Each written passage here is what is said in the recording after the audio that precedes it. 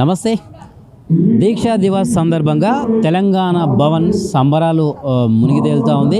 ఎందుకంటే 15 ఏళ్ల కింద ఏదైతే తెలంగాణ మలిదశ ఉద్యమాన్ని మలుపు తిప్పిందో అదే దీక్షా దివస్గా నవంబర్ 29న కేసీఆర్ ఆమరణ నిరాహార దీక్ష చేసి పూర్తి స్థాయిలో యావత్ తెలంగాణ సమాజాన్ని మేలుకొలిపి ఉద్యమ బాట పట్టించిన సంగతి అందరికీ తెలిసిందే.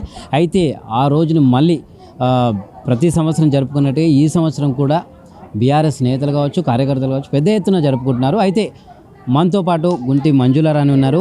ఒకసారి ఆనాటి ఉద్యమ జ్ఞాపకాలు ఏ విధంగా ఉండేది, ఆ టైం ఎట్లా ఉంది, ఇప్పుడు ఎట్లా ఉంది తెలంగాణ, అప్పుడు ఎట్లా ఉండే అనేది కూడా ఒకసారి తెలుసుకుందాం. మేడం చెప్పండి, ఉద్యమం అనగానే ప్రతి ఒక్కరికి తెలంగాణ బిడ్డకు ప్రతి ఒక్కరికి రోమాలు నిక్కబడుస్తాయి. అందులో కేసీఆర్ చేసిన నిరాహార దీక్ష పతాక స్థాయికి తీసుకుపోయింది. మీకున్న మెమరీస్ ఏంటి ఆ టైంలో? ఏ విధంగా పోరాడారు, ఇప్పుడు ఏ విధంగా పోరాడాల్సి వస్తుంది? ఈరోజైతే దీక్షా దివస్ కోసము బాపు కేసీఆర్కు పాదాభివందనము. ఎందుకంటే ఈరోజు మా బాపు కేసీఆర్ తెచ్చినందుకు మేము గల్లా ఎత్తి ఎగరేసి చెప్పుకుంటున్నాము. బాపు కేసీఆర్ మాకు ఉద్యమంలో నుంచి ఈరోజు మేము మా తెలంగాణ అనేది చెప్పుకునే గుండె ధైర్యంతో చెప్పుకుంటున్నాము. దానికి ధన్యవాదం.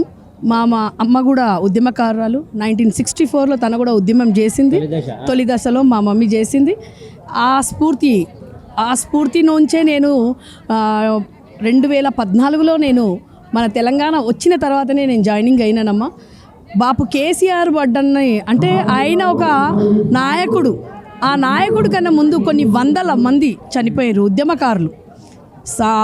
శ్రీకాంత్ చారి అట్లాంటి చాలామంది, ఎంతోమంది తల్లులు తన కొడుకులను భర్తలను పోయి మళ్ళీ పిల్లలు బిడ్డలు. అసలు తెలంగాణ ఒక ఉద్యమము ప్రపంచ యుద్ధం ఎంత ఉన్నదో తెలంగాణ తీసుకురావడానికి కూడా అలాంటి యుద్ధం చేసినందుకే ఈరోజు దీక్షా దివస్ కూడా బాపు తలను అంటారుగా చావు నోట్లో తలబెట్టి తీసుకొని వచ్చిండు.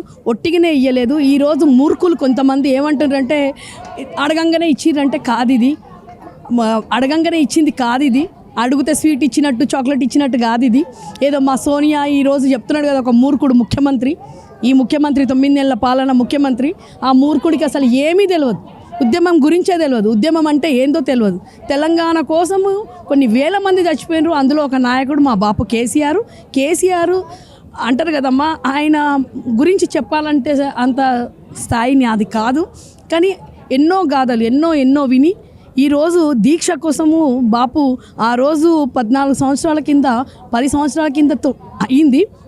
కానీ 14 సంవత్సరాలు ఆయన ఖచ్చితంగా ప్రతి ఒక్కరితోని మాటలు తిన్నాడు, బూతులు తిని ఈ బక్కవాడు ఆయన ఏం తీసుకొస్తాడు, తెలంగాణ వస్తుంది. ఎంతోమంది అసలు చాలా చులకనగా మాట్లాడుతుండే బాపు కేసీఆర్ని చూసి. కానీ ఒక నాయకుడు అంటే బాపు కేసీఆర్ కాబట్టి ఈరోజు మనకు స్వాతంత్రం రావడానికి గాంధీ, దాని తర్వాత మనకు తెలంగాణ రావడానికి మన బాపు కేసీఆర్. రైట్. అయితే ఇదే క్రమంలో ఓవైపు మనము ఉద్యమంలో కేసీఆర్ని చూసినాము, ముఖ్యమంత్రిగా చూసినాము. సరే, ఇప్పుడు ప్రభుత్వం మార్పు జరిగింది, అధికార మార్పు జరిగింది. అయితే ముఖ్యమంత్రి రేవంత్ రెడ్డి చాలా సందర్భాల్లో కేసీఆర్ ఆనవాళ్ళు లేకుండా చేస్తాను అని చెప్పేసి కూడా బహిరంగంగా చెప్తుంటే దీని మీద మీరు ఎట్లా? అసలు ముఖ్యమంత్రి మాకు కాదు వాడు. నాకు నువ్వు కొత్తగా తీసుకుంటున్నావు, నా వీడియోస్ చూసుకో నువ్వు ఒకసారి గూగుల్లో పోయి. వాడు మాకు ముఖ్యమంత్రి కాదు, కాబోడు కూడా వాడు ఒక గుంపు మేస్త్రని వాడే వాంది చెప్పుకున్నాడు. ఇప్పుడు కూడా మా బీఆర్ఎస్ మా బాపే మాకు ముఖ్యమంత్రి. ఈరోజు కూడా మళ్ళీ మార్పు అని తీసుకొని వచ్చిండు. ఆ మార్పు 3 రంగుల జెండాది. ఈరోజు మార్పు మళ్ళీ ప్రజలు చూపిస్తాడు. ప్రజలను కళ్ళబొల్లి మాటలు చెప్పి అమాయకులను 1.2% పోయింది మనకు తెలంగాణలో. అంత పెద్ద ఉద్యమం ఏం చేయలేదు. అన్ని అబద్ధాలు చెప్పి బూతులు బాపు పేరు తీసుకొని కళలో కూడా బాపునే గుర్తు చేసుకొని బూతులు తీసుకొని రేవంత్ రెడ్డి ఒక అబద్ధాల ముఖ్యమంత్రి అయ్యింది. ఈరోజు ఒక మూసీ నది అంటుంటే మూసీ నది మొత్తం వారి నోట్లోనే ఉన్నది. దాని దిక్కించి ముఖ్యమంత్రి అయ్యిండు. ఈరోజు మార్పు కూడా మళ్ళీ ప్రజలు అతి తొందరలోనే 2 నెలలు 3 నెలలకే చెప్పిండ్రు.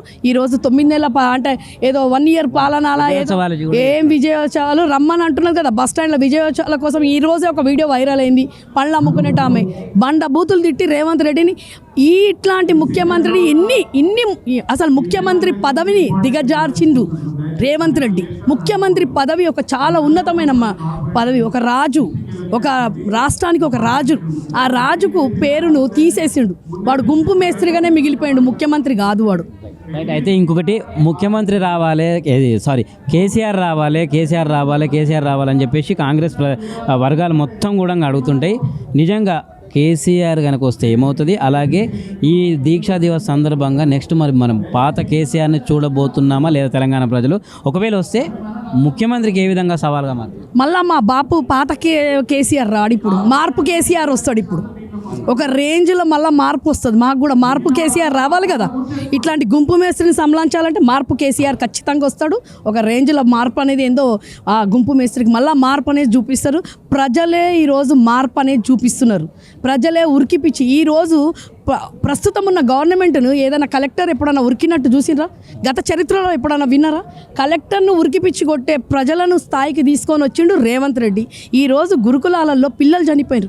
52 మంది పిల్లలు గురుకులాలు ఎక్కడ పోయినాయి, 6 గ్యారెంటీలు ఎక్కడ పోయినాయి, ఇట్లాంటివన్నీ అడుగుతుంటే బీఆర్ఎస్ వాళ్ళని అరెస్టులు చేస్తున్నాడు. గుంపు మేస్త్రి కాబట్టే ఈరోజు బాపు కేసీఆర్ ప్రతి ఒక్కరి గుండెలలో ఉన్నాడు. ప్రతి ఒక్కరి గుండెలలో పరిపాలన లేకుండా బాపు కేసీఆర్ని ఎందుకు గుర్తు చేస్తుండంటే ఈరోజు బాపు అట్లాంటి పనులు చేసిండు. ఈ 10 సంవత్సరాల ముందు తెలంగాణ రాకముందు కాంగ్రెస్ ఎట్లిచ్చింది, ఇప్పుడు ఎట్లిచ్చింది, మళ్ళీ ఈ 1 ఇయర్లో తెలంగాణ ఎట్లాంటి మార్పు వచ్చిందో ఆ మార్పు ప్రజలే చూపిస్తారు. జై తెలంగాణ.